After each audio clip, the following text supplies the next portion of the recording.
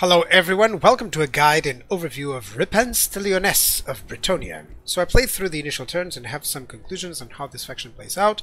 I will show you out its mechanics and some army compositions later on as well. This is how I approach these campaigns usually, the conclusions before starting actually a campaign. It should help you out in your own decision making. So without further, let's play with Repanse to Lyonesse.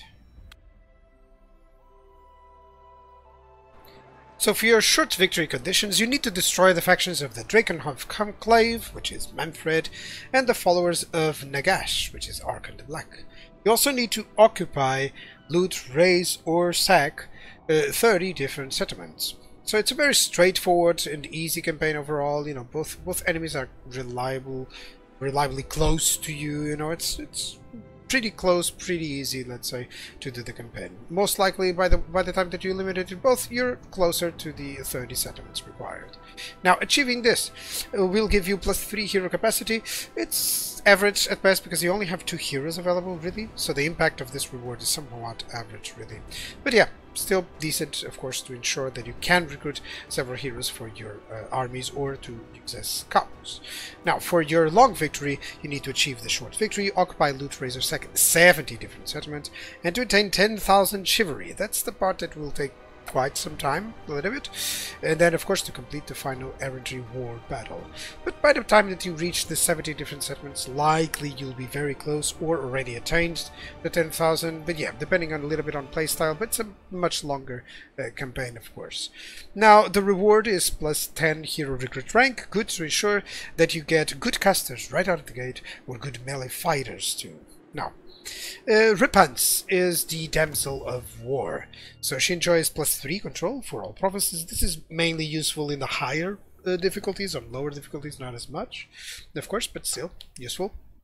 It's one less building, basically, that you will have to do in most provinces, so a little bit more economy overall, just because you don't have to keep having some control or some buildings for the control.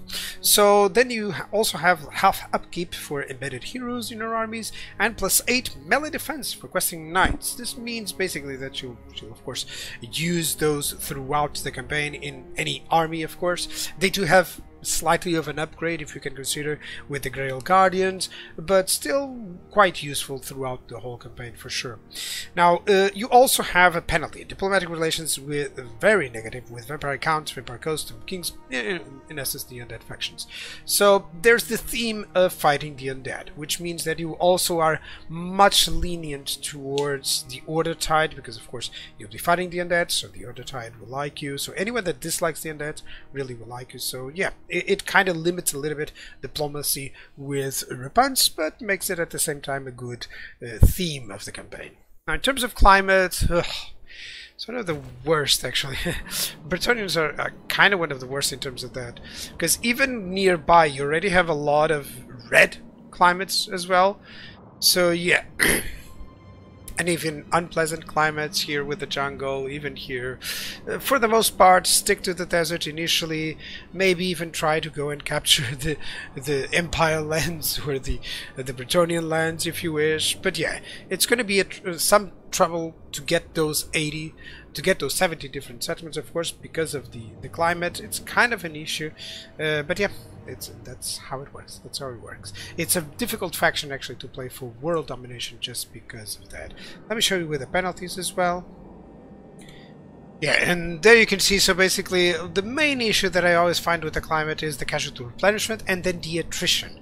So it is always difficult for you to keep conquering because your armies will be taking attrition, or you'll need to replenish, and it's lengthier. So going through an inhabitable climate always implies that you'll have to have some way of replenishing, you know, or some vast numbers of men going through, so that you can actually take up all those casualties and still proceed with the conquests. So your starting province is a 3-settlement province. You start on a minor one, but you also have this port that allows you to recruit immediately knights errant, which is decent. You still have some infantry units that you can go for, you know, some men-at-arms with shields, or spearmen with shields, which is fairly good, especially of course in the early game, to recruit a little bit better quality units, let's say. The typical expansion, of course, is to control the initial the initial province, and then to expand most likely into the desert. So either going after Arkan the Black very soon or going into the desert, whatever you prefer.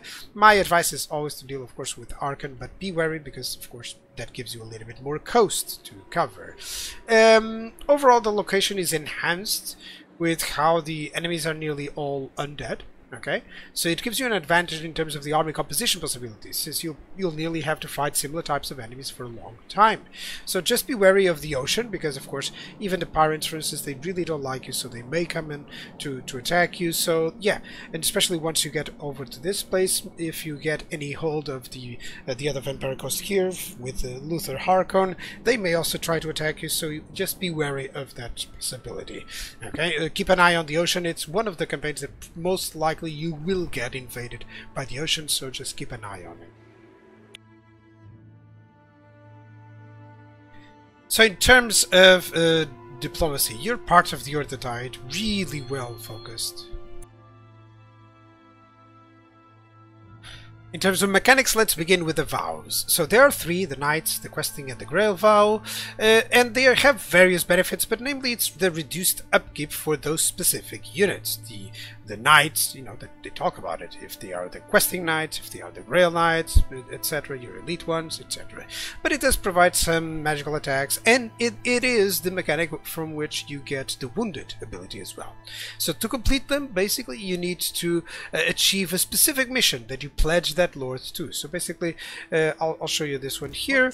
I pledge this to Order. He needs to be present in this region 5 times when a building completes construction. Once that happens, I'll obtain the reward. Okay, that's very straightforward. Now, Chivalry. Let's speak about Chivalry.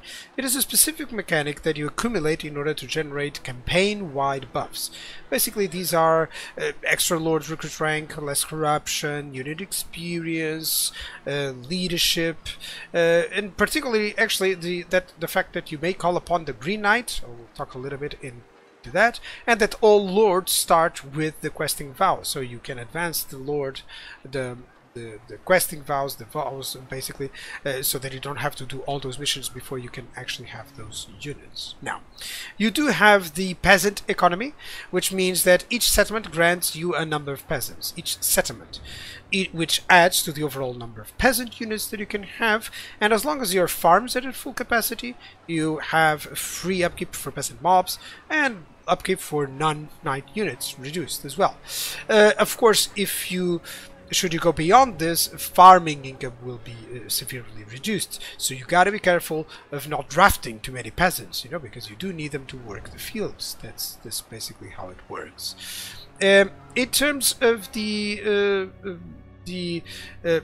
specifics for Repanse, or actually before going into it, you don't have supply lines, which is great because you can just safely recruit more armies without ever increasing their upkeep, which is always nice, especially a good way for you to have an advantage over other factions in the late game.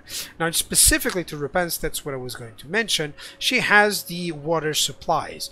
So what this means is, in order for you not to take any attrition from the desert, you need to be stationed at some settlement to replenish with water before proceeding with their advances. So this army, for instance, is now with 5, that's a maximum if not mistaken, but this army is already a little bit in the desert, and that would imply, or actually when it's invading others, that would imply that it needs a little bit of water. Okay, so basically you have some limits before the units start taking attrition, which is important. Okay, now let's speak about the Green Knight. So when your chivalry is high enough, you actually can recruit this Green Knight. It's a wonderful ethereal single entity. It's both great at tanking damage as well as killing single entities. Now it has really high weapon strength and it's all armor piercing, so that's out of the question. The melee attack, it's really high as well, and it causes frostbite, so good luck trying to move away from him. He doesn't have any armor whatsoever because he's ethereal, but he does have a shield, which is always important. And he does have the blessing related, so for that extra physical resistance, which he has a whopping 60%. And in addition, he does have regeneration. So yeah, like I said, a tank. You're not gonna get rid of it unlike any undead. Basically, he is unbreakable. He's not undead. He's just ethereal. But yeah, it seems undead because he's ethereal. No, he's alive. But yeah, the main idea is that he's a massive tank. You can send him against any single entities. He'll do a really good job.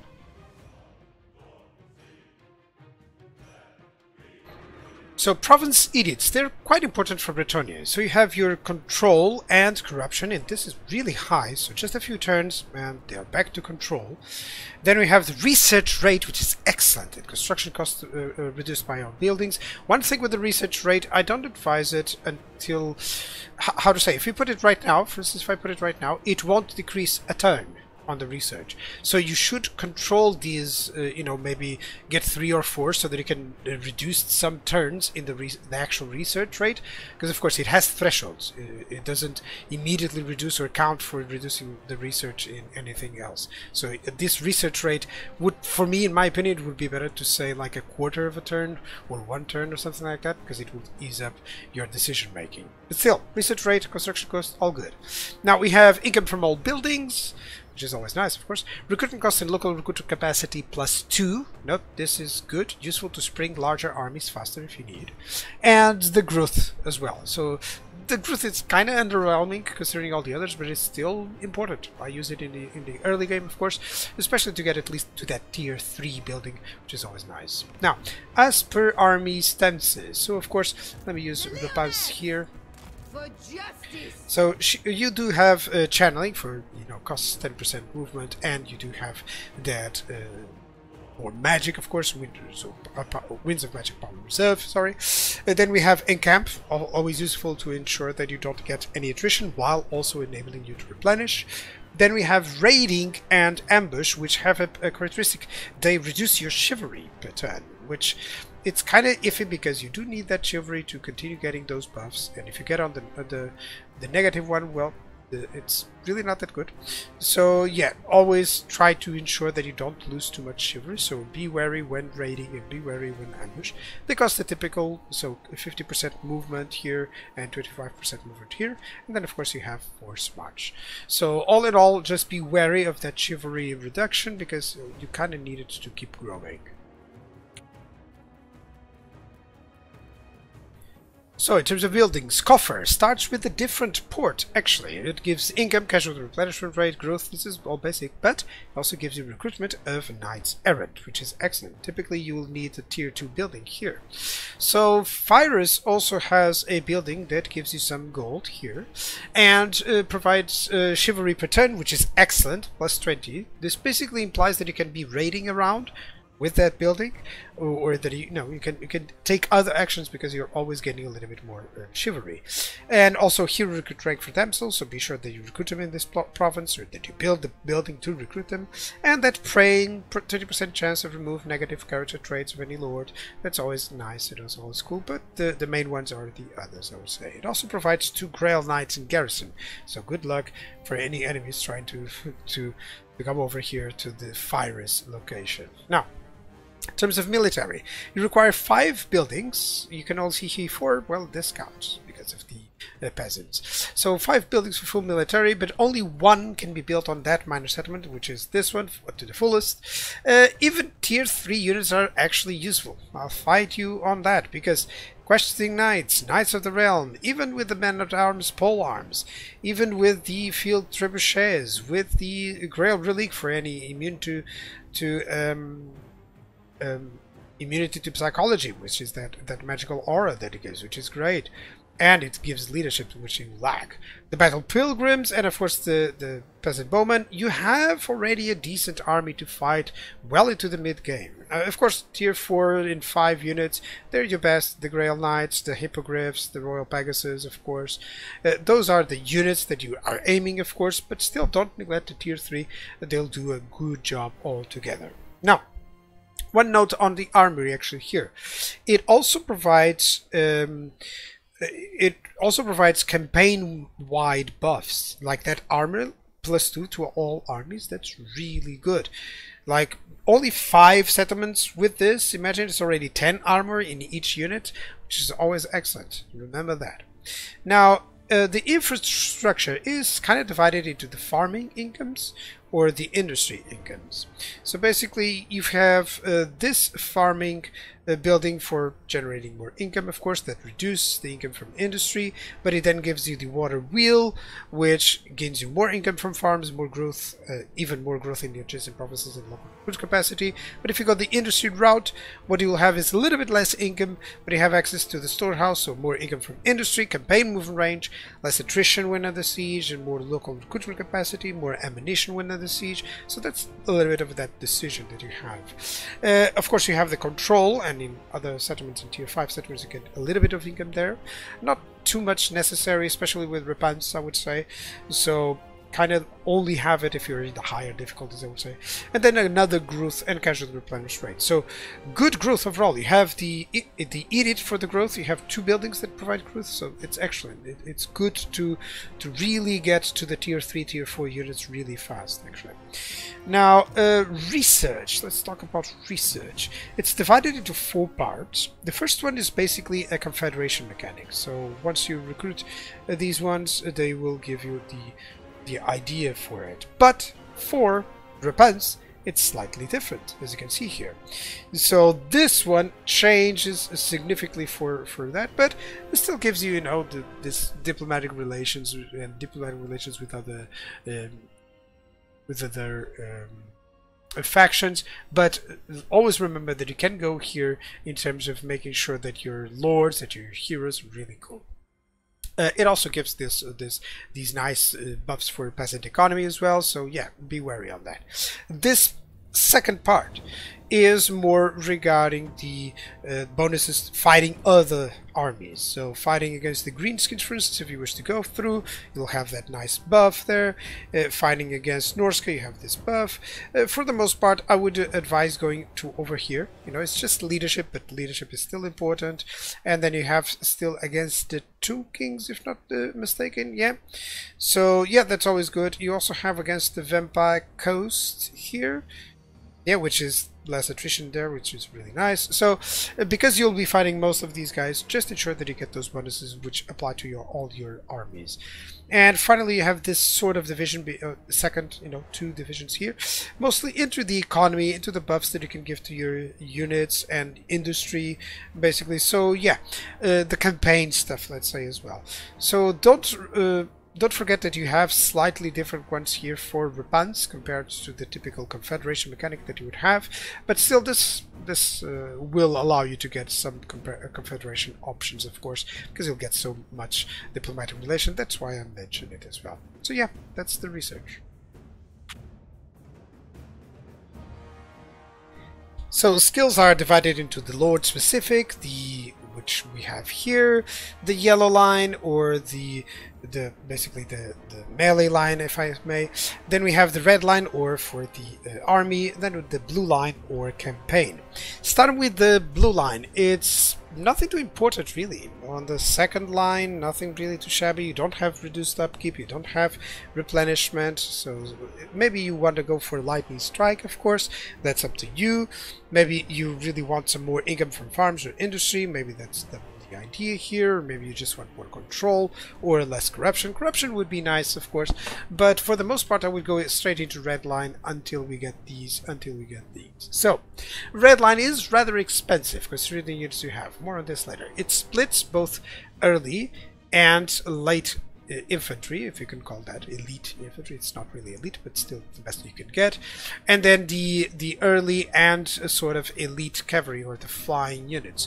So that's a little bit of an issue that you may have, because you're gonna need some skills, spending some skills to ensure that. Also, you do have the artillery separated from the bowmen. I would always have this together so that you can have that balanced army if you wish, but yeah, that's not how it is. And in terms of Repanse, she has good campaign stuff. She does have this for casualty replenishment rate, which is excellent.